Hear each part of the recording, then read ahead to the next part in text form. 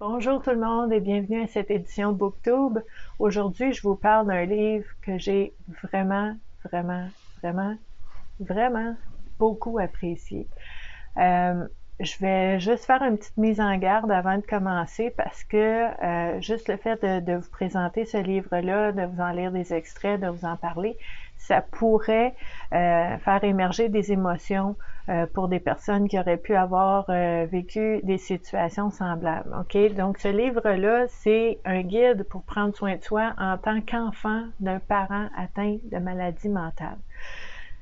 Donc, ça peut rappeler des souvenirs, mais pour l'avoir lu, là, je vous dis, c'est vraiment très, très, très précieux. Des belles réflexions, des bonnes questions, des belles pistes aussi pour explorer un petit peu différents éléments avec l'histoire. Tu sais, la personne qui a écrit le livre, c'est vraiment une personne qui a vécu le fait d'être l'enfant d'un parent qui vivait avec une maladie mentale. Donc, c'est très, très, très, très touchant, évocateur, précieux. Il y a plein de trucs, il y a plein d'outils là-dedans. Il y a des exercices. C'est vraiment un beau livre. Donc, le livre s'appelle « Naître pour guérir et s'élever » de Véronique Morissette. Regardez l'image, c'est beau. C'est super touchant, c'est vraiment, vraiment beau juste en regardant la couverture. C'est rare que, en tout cas pour moi, là, la couverture, ce n'est pas la première chose que je regarde, mais celle-là, je la trouve touchante. C'est sûr que le sujet est extrêmement important, donc le guide pour prendre soin de soi en tant qu'enfant d'un parent atteint de maladie mentale. On a Véronique ici. J'aime ça quand on a la photo. Donc ici, en quatrième couverture, on nous dit « Véronique Morissette a personnellement souffert silencieusement de la réalité et des conséquences proches aidantes en tant qu'enfant, urgence suicidaire, négligence, parentification, etc., d'avoir un parent atteint d'une maladie mentale. Adulte, elle a eu à se soigner et à se reconstruire afin de traverser une série de deuils en lien avec son parent malade. Constatant l'impact sur son propre cheminement et sur celui de très nombreuses personnes, Véronique Morissette entreprend l'écriture d'un guide pour aider les gens aux prises avec la même dynamique à se libérer et à évoluer sainement et consciemment par la suite. Donc, la mission de ce guide est de fournir aux lecteurs des moyens pour les aider à soigner leur cœur d'enfant. Ils seront donc invités à identifier et sortir des patterns familiaux vraiment intéressant, à retrouver et prendre leur juste place dans le système familial, à affronter et accepter les deuils que la situation exigera d'eux, à reconnecter à leur propre essence au-delà des préjugés et à développer une perspective nouvelle des enjeux familiaux et relationnels. Un livre remarquable, fort utile et très d'actualité à notre époque où la maladie mentale est plus que jamais reconnue et comprise par le public. On en parle de plus en plus. On pourrait ouvrir encore plus, briser les tabous encore plus, mais des livres comme ça aide à le faire. Merci Véronique. Donc Véronique, en fait, de par son parcours de vie, d'avoir vécu aussi avec une personne qui avait une maladie mentale, d'avoir été proche aidante, d'avoir vécu tout ce cheminement personnel-là et ce deuil-là, mais finalement, Véronique est technicienne d'intervention en délinquance et coach PNL certifiée. Elle est vraiment au niveau de l'intervention psychosociale, elle aide les gens, donc c'est souvent quelque chose qu'on voit. Quand on connaît le chemin, quand on a passé à travers ce chemin-là, on peut accompagner, guider des personnes qui sont dedans en ce moment. Donc, ça fait partie souvent de la petite histoire de l'intervenant qui veut aider, mais c'est parce qu'il y a quelque chose en arrière de ça. Donc ça, c'est un petit clin d'œil, ça me touche beaucoup aussi. Donc, vous voyez ici, je vous ai mis plein de post-it, en fait, pour que vous puissiez voir un peu la teneur de ce livre-là. Puis ce qu'il faut savoir, c'est qu'il y a un petit peu d'informations, de statistiques, il y a de la poésie d'ancrage, il y a des questions de coaching, tu sais, pour vraiment approfondir les différents chapitres. Elle nous fait travailler, c'est vraiment très, très bien, puis elle nous donne des points de repère, des souvenirs, des rappels pour nous aider à prendre conscience de certaines choses. Donc ici, on nous dit, comme la plupart des enfants invisibles, je crois, j'ai toujours vu mes parents comme des êtres aimants qui ont fait ce qu'ils croyaient être bon pour moi. En dépit des blessures du cœur et des traumas d'enfance, je les ai vus avec leur potentiel, leur capacité, et je sais qu'ils m'ont donné ce qu'ils pouvaient. En nourrissant uniquement cette vision d'eux, j'ai pu omettre de regarder les parties encore souffrantes en moi.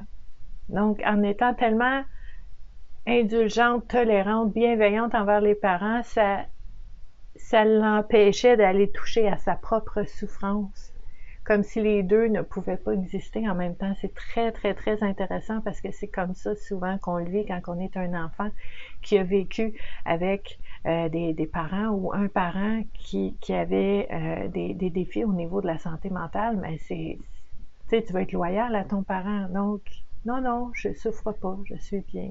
Toi, est-ce que tu es bien? Puis c'est toute une affaire. Si vous l'avez vécu, là, vous savez c'est quoi. Donc, pour éviter de leur être déloyal ou de leur nuire, pour éviter de me désorganiser ou de perdre le contrôle sur ma vie, j'ignorais inconsciemment de lever le voile sur certaines zones souffrantes en moi.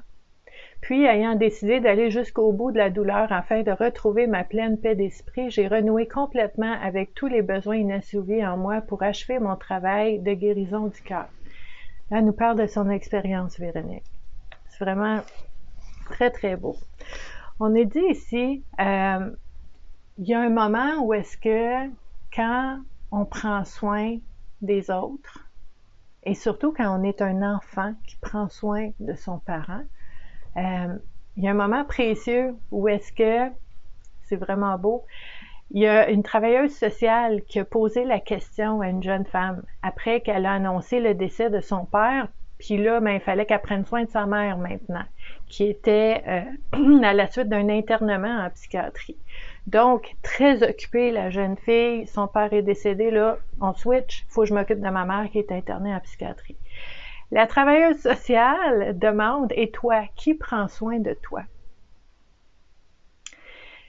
La jeune femme répond, je sais pas, moi. Elle avait senti un vide en elle quant à cette question qui avait eu l'effet d'un coup de fouet. OK? Face à une telle situation où vous avez pris soin de votre parent souffrant, vous pourriez vous demander, ici, comment saurais-je si bien prendre soin de moi? Depuis quand je ne sais pas qui prend soin de moi? Faudrait-il que quelqu'un prenne soin de moi maintenant? Est-ce que j'en ai besoin? Est-ce que c'est normal que je prenne soin de moi-même? Est-ce que c'est normal que j'aimerais que quelqu'un prenne soin de moi? Qu'est-ce que ça veut dire de prendre soin de quelqu'un? Toutes des questions, pouf, la travailleuse sociale demande qui prend soin de toi, puis là, on vient d'ouvrir sur plein de questions. Vous savez, ça, c'est ça que je fais, moi, hein, en travail social, puis en intervention, puis en consultation. Des fois, c'est inconfortable, des fois, c'est confrontant. Toujours avec bienveillance, avec, tu sais, on prend notre temps aussi, mais c'est tellement important d'aller explorer ces questions-là. C'est vraiment important d'aller explorer ces zones-là en nous, parce que même si on ne les voit pas, ils ont de l'effet sur nous quand même.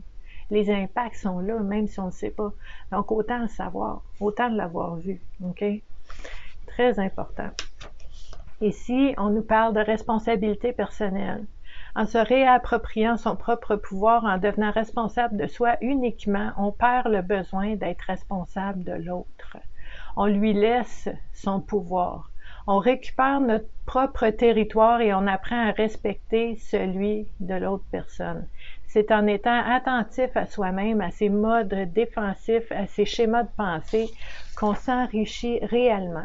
C'est en prenant la responsabilité de soigner nos propres blessures plutôt que de chercher à agir sur celles des autres qu'on a le plus grand impact. Si tout le monde faisait ça, si tout le monde prenait soin de ses propres blessures pour approfondir, pour apprivoiser, pour guérir, pour passer à travers, pour être bien ensuite, si tout le monde faisait ça pour soi-même, ben, on serait bien, puis les autres seraient bien.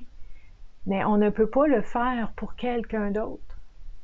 Je dis souvent, le cheminement personnel, personne ne peut le faire à notre place, mais on n'est pas obligé de marcher tout seul dans ce cheminement-là.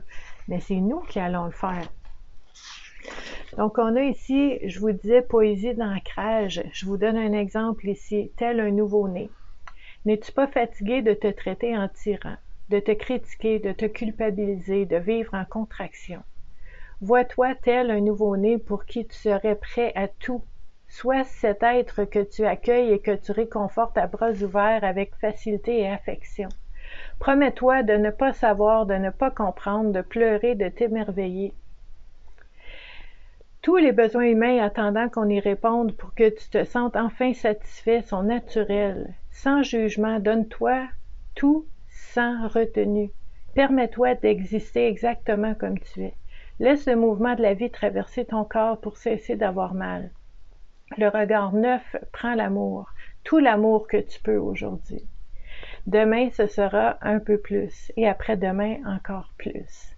Ainsi de suite, jusqu'à ce qu'il n'y ait plus aucune distance ni aucune différence entre toi et l'amour.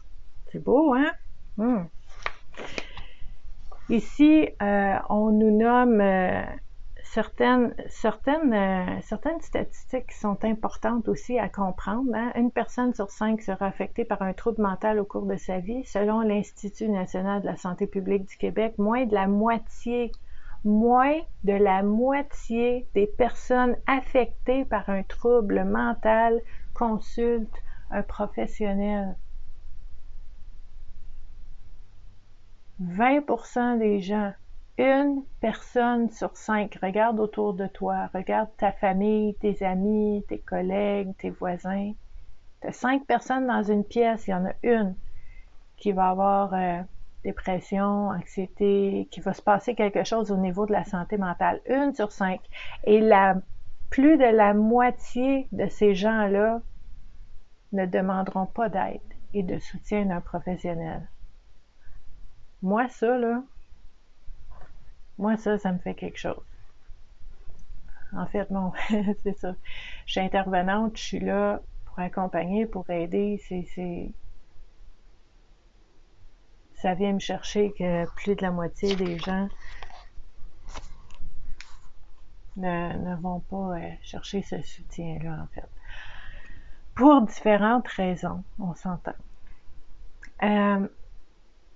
Il y a une autre partie dans le livre que vraiment j'ai ressenti quelque chose de très, une belle proximité en fait avec l'auteur, avec Véronique, parce qu'elle parle de quelque chose qu'on ne voit pas souvent. Puis moi, j'ai tendance à toutes les fois que je fais une conférence, que je vais parler avec des gens dans les organismes ou tout ça, j'en parle, je le dis, puis là, ben j'entends, je lis quelqu'un d'autre qui le dit aussi. Je suis vraiment contente, Véronique, en fait. Puis je vous en parle aussi souvent sur la communauté Vivre à coup de cœur, de faire attention aux mots, comment on dit les choses. Puis Véronique en parle dans son livre. Elle dit ici, certaines personnes parleront d'elles-mêmes de façon avec des affirmations comme « je suis TDAH » ou « ma maladie » ou « mon TPL ». OK? Puis ça, là, Véronique, elle dit elle aussi, ça induit une appropriation. Tu t'identifies à ta maladie. OK? Tu t'identifies à un défi, un problème, un trouble, mets-le comme tu veux, mais tu t'identifies à ça, tu te l'appropries, tu te mets une étiquette toi-même dans le front. OK? Ça, là, ça va amener un enfermement de la personne dans un rôle ou dans un personnage où est-ce que tu dis, ben moi, je suis comme ça, c'est moi. OK? Donc, cette identification crée un marqueur limitant directement au niveau de l'être. Bien souvent, la personne malade sera identifiée comme étant TPL, trouble de personnalité limite, par exemple, plutôt qu'une personne ayant un TPL. Une personne ayant un trouble de personnalité limite. OK? Puis là, l'exemple parfait ici. Dit-on d'une personne qui a un bras cassé que cette personne est cassée? Non. Donc, attention aux mots, puis je suis contente. Moi, je le dis tout le temps. Véronique, elle l'a écrit. merveilleux. Les écrits restent. Donc moi, je répète, les écrits restent. Je pense qu'on va y arriver. Parce que c'est important dans l'identité, dans la façon qu'on se perçoit, puis qu'on, tu sais, qu'est-ce qu'on s'approprie, ça a de l'impact sur les possibilités qu'on pense qu'on a ou sur notre perception de nous-mêmes, de la vie, de nos relations. Très important d'explorer ça. Ici, on parle de relation toxique, le portail vers soi. La relation toxique, là, c'est une des meilleures choses que tu peux avoir dans ta vie pour t'aider à revenir à toi-même, ok, et à t'affirmer et à voir qu'est-ce qui est acceptable ou pas pour toi. C'est vraiment un miroir qui est très inconfortable et qui nous permet de voir plus clair. OK? Puis là, j'ai mis un post-it ici juste parce que j'avais jamais lu cette citation-là de ma vie, puis je la trouve vraiment belle. C'est Gabrielle Bernstein qui a dit « Tu as le pouvoir de changer l'expérience de ton expérience. » Moi, ce que ça me dit, c'est que tu peux réécrire l'histoire, tu peux écrire la trame de l'histoire, tu peux écrire la signification, le sens de l'histoire. Super important, ok? Ici, on nous dit, on peut transformer sa lignée, ok? Transformer au niveau familial, les ancêtres, tout ce qui s'est passé avant, ok? Donc, de transformer cette lignée-là et de dire, je fais partie de la solution parce que je suis là. Si moi, je guéris, puis moi, je suis bien, il y a des patterns que moi, je ne répéterai pas, donc je vais aider ceux qui viennent après. Et si moi, je travaille fort, puis je guéris certaines choses en moi, mais j'arrête des patterns, je peux inspirer des gens plus âgés dans ma lignée à dire « Oh, ok, peut-être que moi aussi, je devrais regarder ça. » Très inspirant, ok?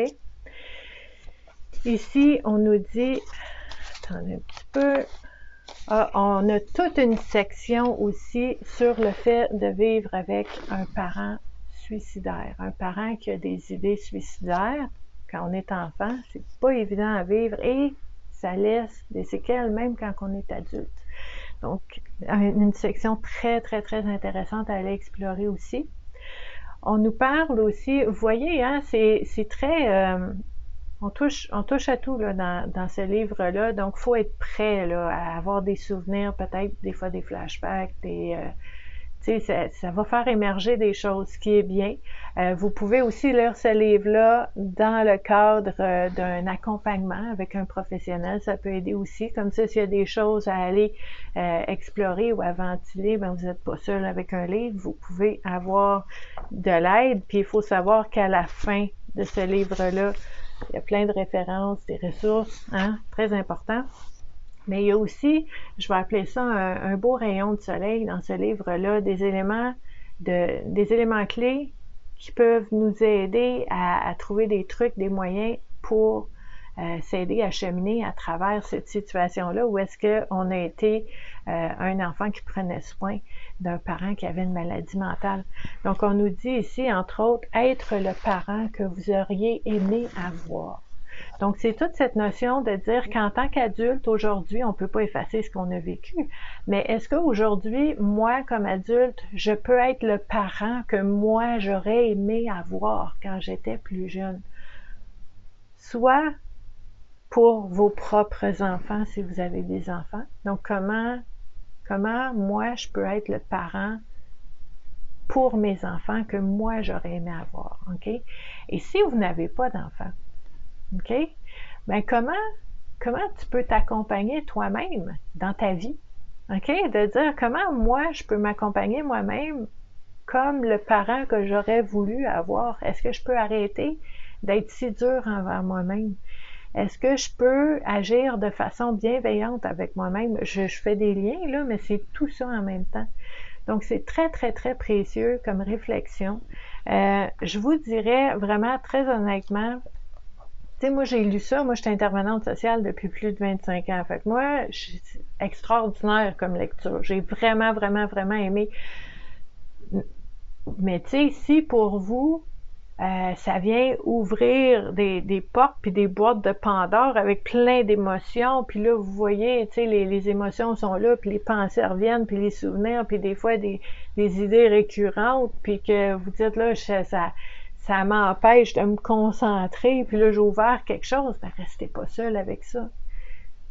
De grâce, allez ouvrir une porte, appeler une ligne d'écoute, parler à quelqu'un, aller rencontrer un intervenant, faites-vous accompagner à travers ce cheminement-là vers plus de liberté personnelle pour pouvoir s'alléger, puis ne pas vivre toute la vie comme l'enfant qui a pris soin d'une autre personne puis qui a jamais pris soin de lui. OK?